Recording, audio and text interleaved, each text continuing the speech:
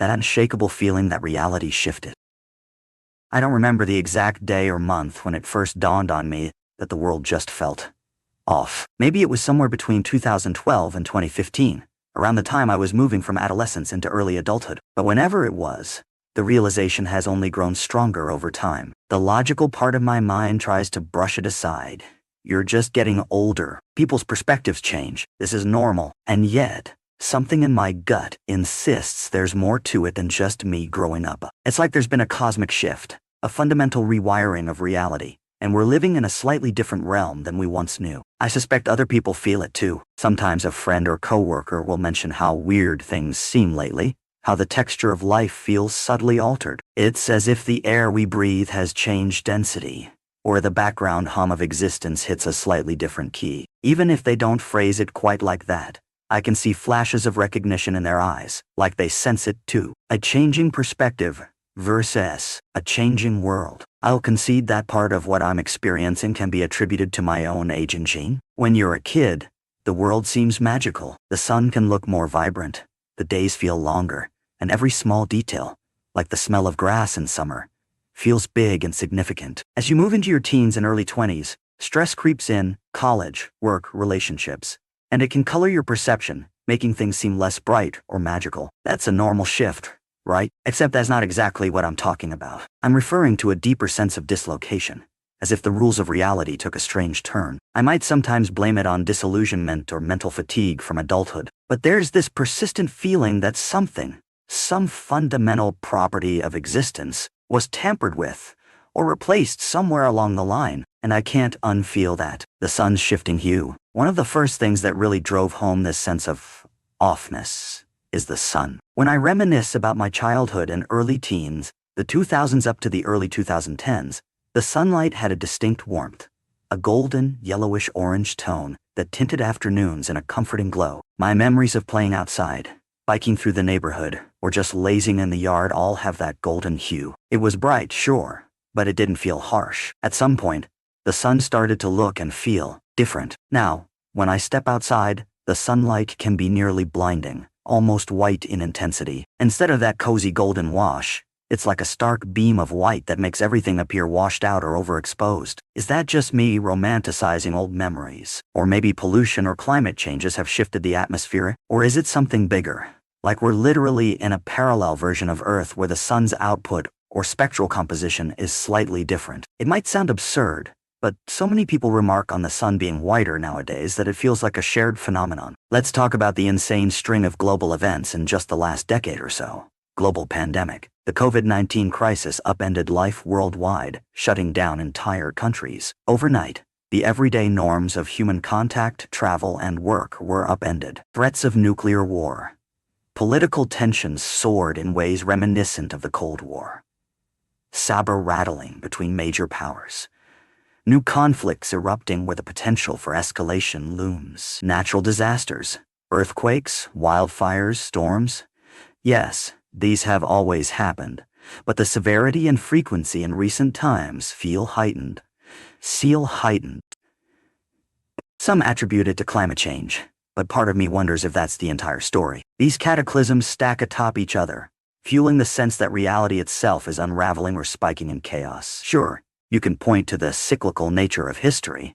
Pandemics and wars are hardly new, but for many of us who grew up in the stable illusions of the 1990s or early 2000s, it feels like a wild lurch into doomsday scenarios. The world we knew, with the relative calm and optimism, is nowhere to be found. Enter CERN and the Higgs boson. I'd heard of CERN, the European Organization for Nuclear Research, and their Large Hadron Collider in passing, especially how they're smashing particles together. But I never delved deeply into the theories swirling around them until more recently. One popular notion floating around internet conspiracy corners is that when CERN discovered the Higgs boson, especially around 2012, coinciding with that infamous Mayan calendar end-of-the-world date, something metaphysically shifted. That year had been a meme for doomsday predictions thanks to interpretations of the Mayan calendar. People joked that the world would end in December 2012. Of course, it didn't literally end, but did reality splinter? Did we get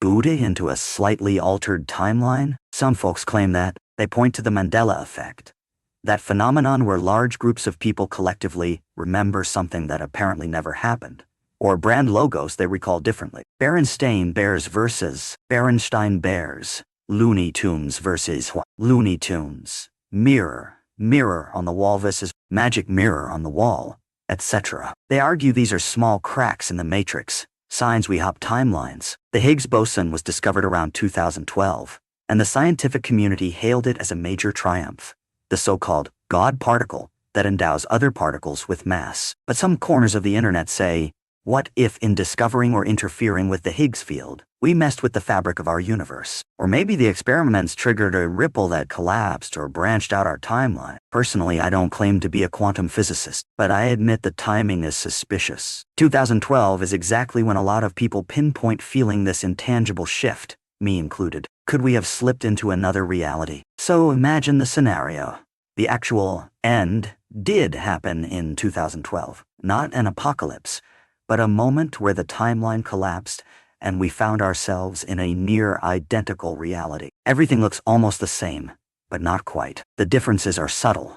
Brand names spelled differently, geographical or historical oddities, or shifts in how we recall events. Meanwhile, we go about our lives mostly unaware, except for these odd Mandela effects or the sense that life lost its color. It's a heady idea, but if you believe in infinite universes, is it really impossible? Skeptics say this is just flawed memory, groupthink, or the result of technology saturating us with partial truths. They say the sun's brightness might be due to changes in the ozone layer or atmospheric composition, or that civilization is stressed because of technology's rapid changes, creating a sense of disorientation. And hey, that might be correct, but it doesn't entirely quell the eerie suspicion that something bigger happened. For me personally, I can't dismiss the possibility that adulthood is forging some of this disillusionment. Being a grown-up means dealing with bills, relationships, heartbreak, career anxiety, and mental exhaustion. That alone can make the world feel bleaker. Nostalgia for childhood can warp my memory of how the sun used to glow or how carefree life was. Yet,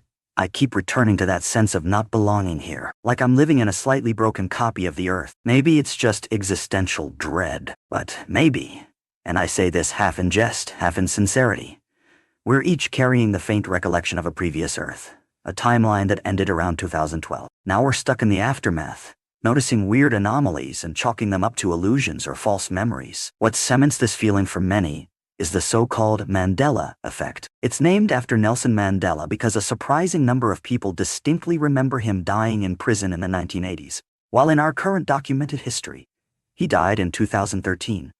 After having served as president of South Africa and living a full life, people claim to recall news coverage of his funeral decades earlier. Then there are brand examples. Feebreeze, spelled with one E or two, Looney Tunes, spelled with double O or Looney Tunes, Berenstain Bears versus Berenstein Bears. The fervor around these is that hundreds of thousands of folks online all recall the same, incorrect version. The official stance is that memory is malleable, and we collectively misremember. But from the perspective of a shifted reality, each instance might be a leftover artifact from our original timeline. I used to shrug at that. Then I found my own personal examples, like a movie line I was sure existed differently, or a national event date that seemed off. I can't verify them all.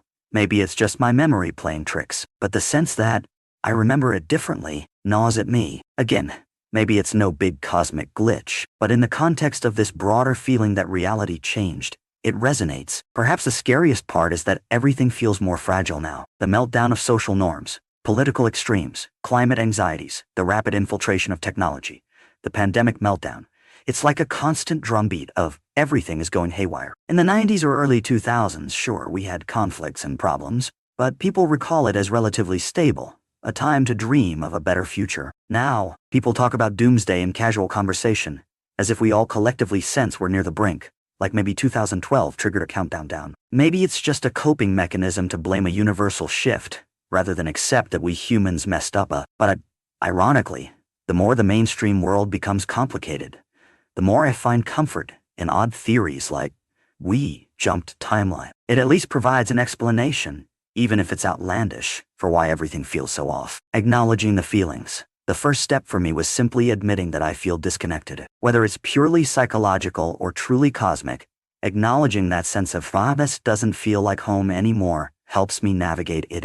Exploring theories. If you're like me, you might dive into reading about the Higgs boson, quantum theory, simulation theory, or the Mandela effect. It can be mind-bending but also oddly comforting, knowing others sense the same strangeness. Staying grounded.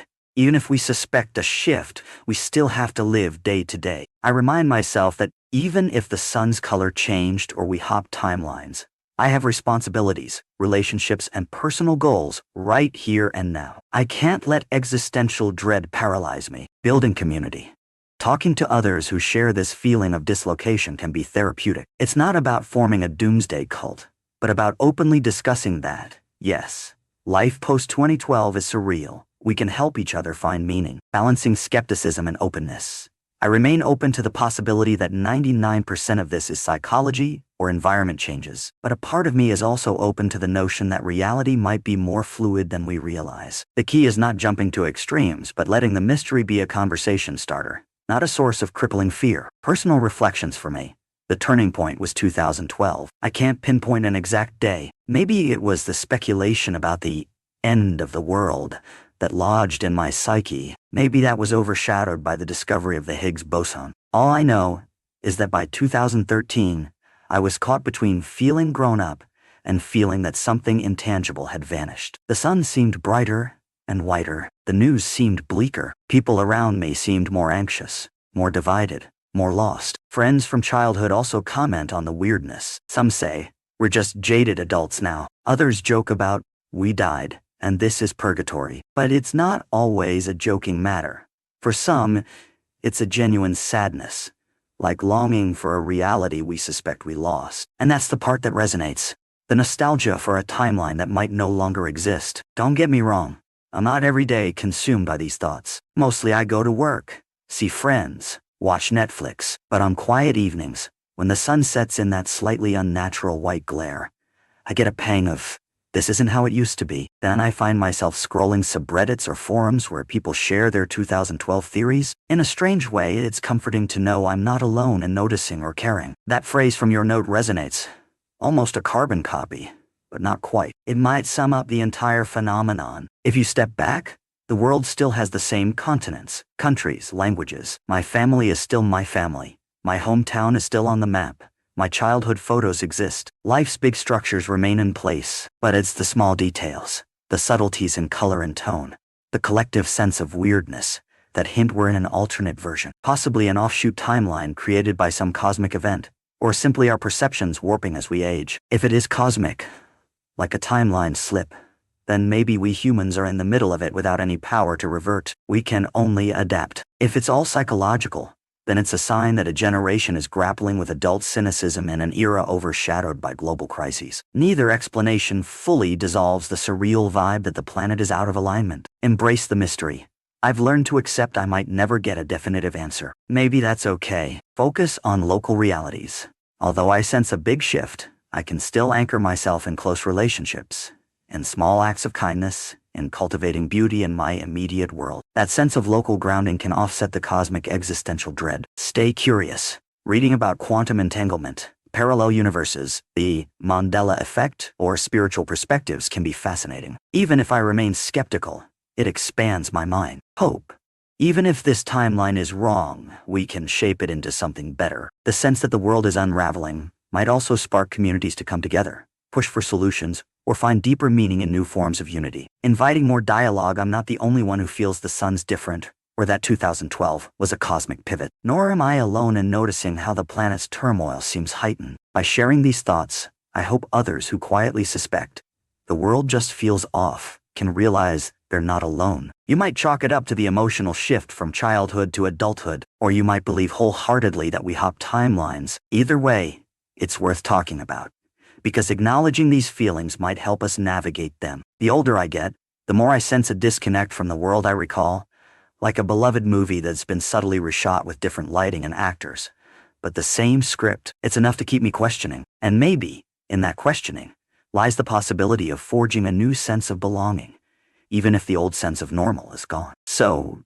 to anyone reading, if you share that sense of reality shifting around 2012, if you wonder about the unrelenting wave of cataclysmic events, or if you've begun exploring theories around CERN's Higgs boson, you're not crazy for noticing. It might be an age thing, or it might be something deeper. We might never know. But talking about it can make the off-kilter world feel a bit more communal, a bit less lonely. Let's keep exploring these mysteries together, balancing open-minded curiosity with the pragmatic truths of daily life. After all, in this new timeline, or at least this new phase of humanity, the best we can do is remain awake to the possibilities, forging connections and reminding ourselves that even if everything is different, we can adapt. We can find new wonders in the whiteness of the sun, or in the bizarre memory lapses we call the Mandela effect. And who knows, maybe one day, something else will shift again, bringing fresh changes we can't yet predict. But if that day comes, we'll be here, noticing, comparing notes, and continuing to question the reality we inhabit. Because this sense of offness might just be the impetus that propels us to look deeper,